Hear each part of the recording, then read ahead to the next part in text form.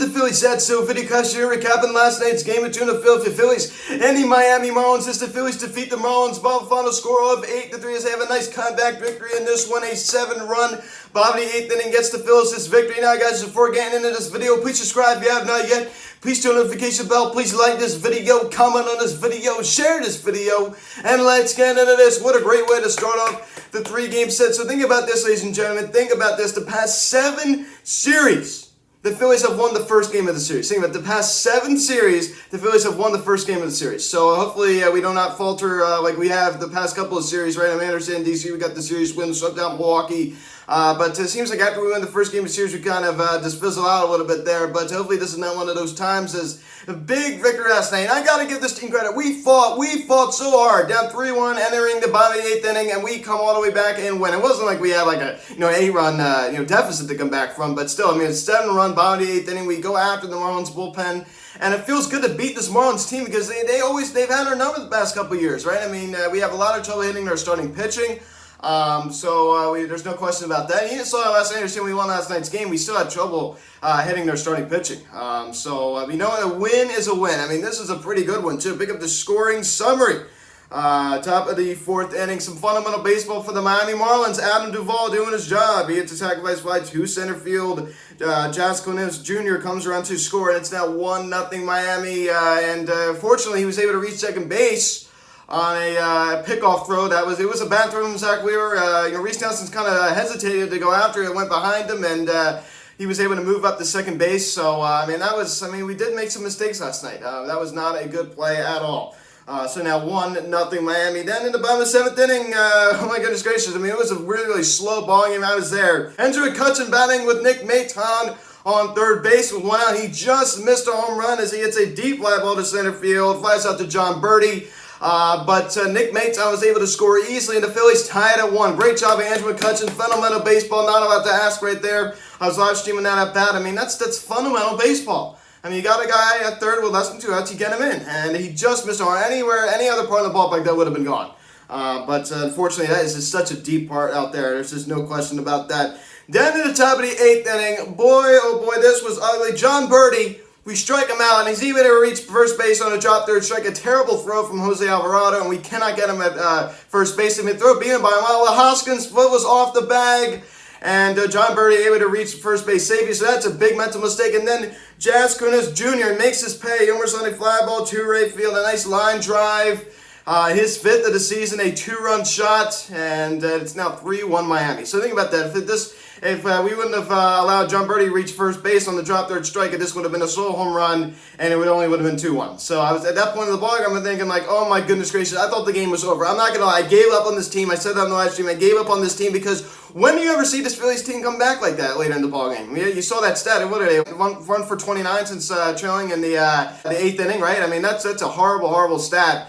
Unbelievable. Now 2 for 30. Right now they're 2 for 30 since 2020, since trailing after the 8th inning. Absolutely crazy. But boy, like I said, I really, really gave up on this team. I did not think they were going to do it. I did not. Like I said, they didn't really show a lot of life. Andrew McCutchen sack fly. Their offense was dead. The Marlins pitching was just shutting us down, and I'm like, boy, oh boy, this is going to be tough now. This is going to be tough. So Jose Alvarado makes a big mistake. Not only with the drop third strike, Andrew Knapp, that wasn't the best throw. Hoskins' foot was off the bag. Nevertheless, 3-1 Miami. Then in the bottom of the 8th inning, we come back as Alec Bohm. He struggles on a sharp line drive to right field, and Rhys Hoskins scores, and it's now a 3-2 ball game. So it's a little bit closer. The ballpark was just electric at that point. And unfortunately, a couple of the fans ran out onto the field. There was one fan who ran out, he ran from left field all the way down the right field line, and thankfully they caught him. And then there was another fan who also did a similar thing. He went to second base and was goofing around, and they finally tackled him. If anybody's watching this video, just don't do that. I think that's pretty much obvious, I think, for anybody. I do not recommend that. I even have a little video playing at the beginning of the game, the ballpark rules, arrested and prosecuted to the fullest extent of the law. Don't do that. That's a big, big mistake. You're also just slowing down the game. So some foolishness there. Later in the ballgame, some fans running out onto the field. That was just crazy. But Alec Bohm getting the Phillies a little bit closer. He was robbed of a double earlier in the ballgame. Had a similar situation. Hit a ball off the wall, and he's thrown out at second. That was really frustrating. But now a 3-2 ball game. Then Nick Maton coming up. A great at-bat by Andrew Knapp. Unbelievable. I'm going to give Andrew Knapp credit. He was down 0-2, and he fights all the way back to a 3-2 count and draws a walk.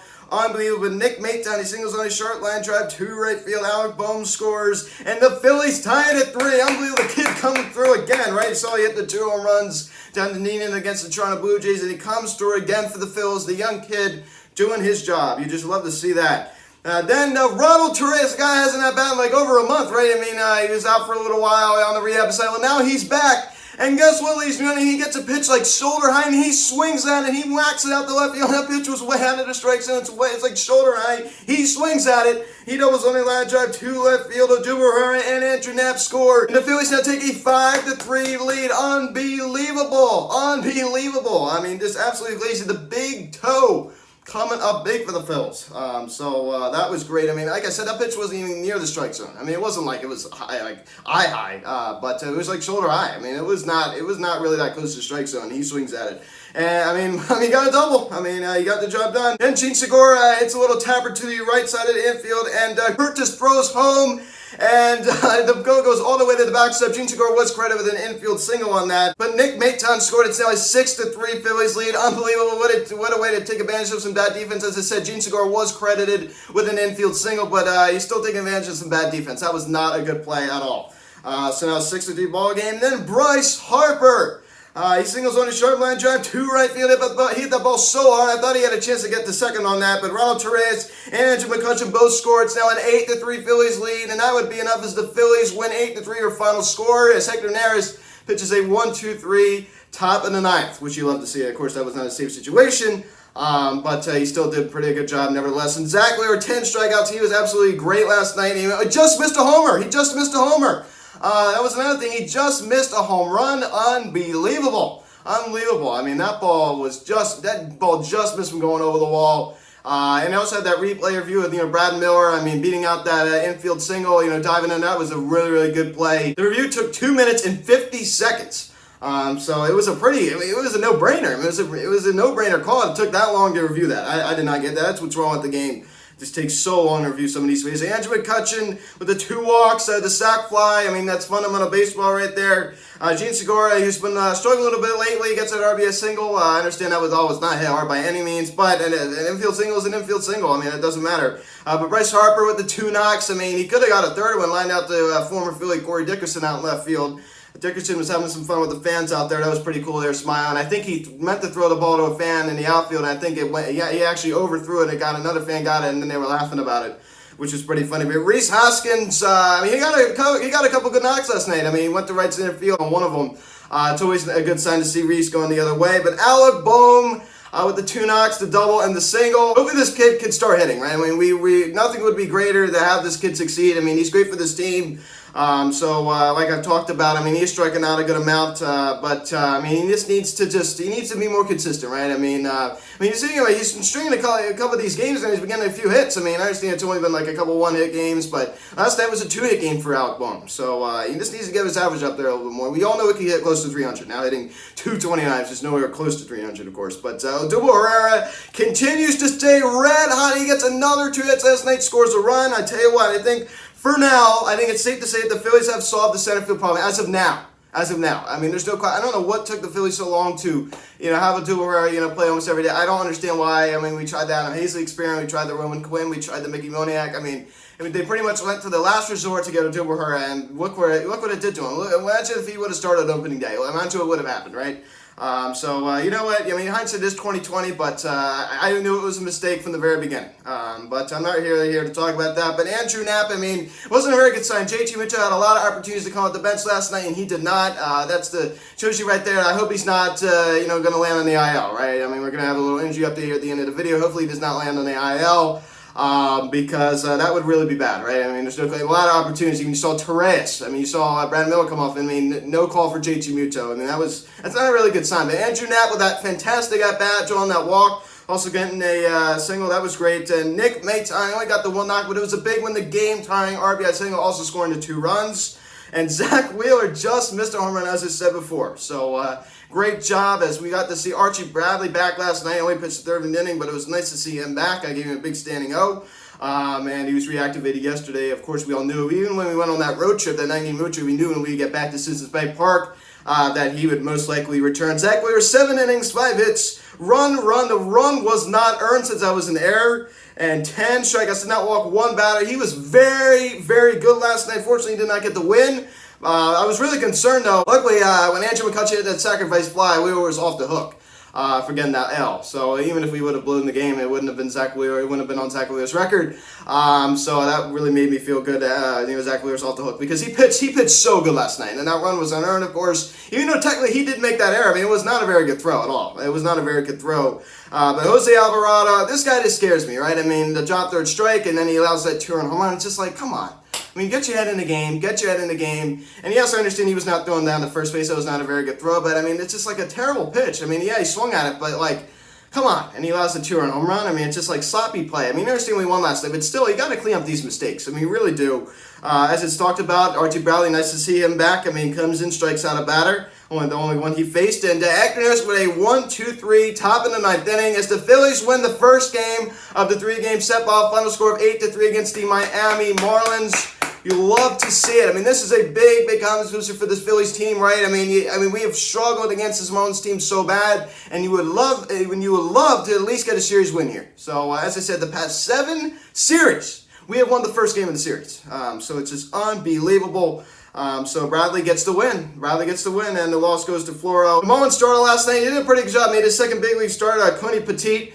He was pretty decent. He was. I mean, even his first big league start, it wasn't that bad. And last night, he only went 5 innings.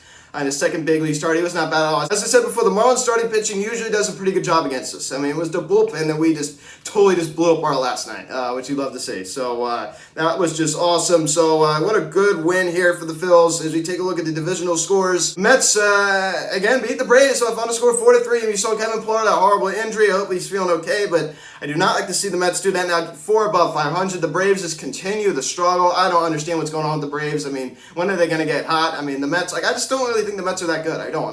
We're not good either, but the Mets, I mean, we're a 500 baseball team. You know, we won last night. I'm going to say that. I mean, I finally said I want to win here. But the Mets, I mean, they're not very good either. I mean, no team in this division has really blown me away. I mean, you go look at, take a look at the Washington Nationals, lose 6-3. Their season is crashing and burning, guys. They are just like looking just terrible. I mean, they are just going down. Boy, oh boy, they are just not looking too good. Boy, oh boy. They're lucky they won that championship back in 2019 because I tell you, they're not looking like a good baseball team now. 6 under 500. I mean, it's doable. We saw what they did in 2018, right? I mean, they were really in a bad spot there around this time. They were able to fight all the way back. I think this is a different scenario. I talk about, Patrick Corbin. He's been really, really iffy. Steven Strasburg's had a lot of health issues. Max Scherzer, we all know, of course, he's very, very good. But it was a different story back in 2019, right? I mean, they had Anthony Rendon. They're not getting that same production. I mean, a lot of our offensive players are underperforming. Josh Bell, Klaus Schwarber. So they're not having the best of seasons. They are definitely not having the best of seasons at all. So good win last night. Guys, thank you so much for watching this video. Please subscribe if you have not yet. Please turn on the notification bell. Please like this video, comment on this video, share this video. Check out the social media link description section at Phillies Hot Stove Instagram, TikTok, Finance Instagram, call or text 267-225-3392. Email me, philliessoundsevent@gmail.com. 7:05 the first pitch again tonight. Rogers going against Eflin. Hopefully Eflin can bounce back after a rough start against the Washington Nationals last time around last Thursday. Hopefully he can have a little bounce back start. So guys, thanks so much for watching. I am Luke and I'll talk to you later. Good victory last night. Thank you guys so much for watching. I'll see you guys. Let's go Phillies.